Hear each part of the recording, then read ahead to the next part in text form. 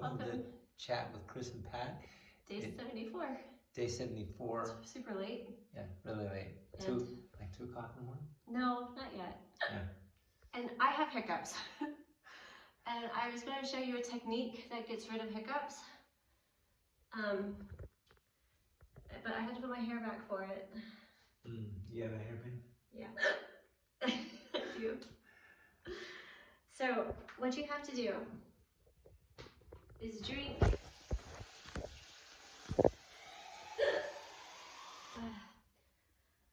You have to drink from the opposite side of the glass and hold your breath. And I suggest doing it over a sink.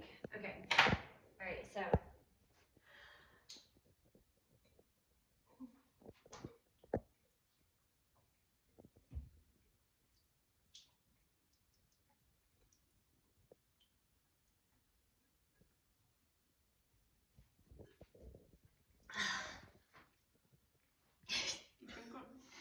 Until all the water, until like you can't stop, until you can't drink anymore. Okay, having a hard time with that. And then hiccups are gone. Hiccups are gone. Yep. She's a pro. So, it's not if you ever have hiccups that you can't seem to get rid of, drink from a glass on the other side. Yeah.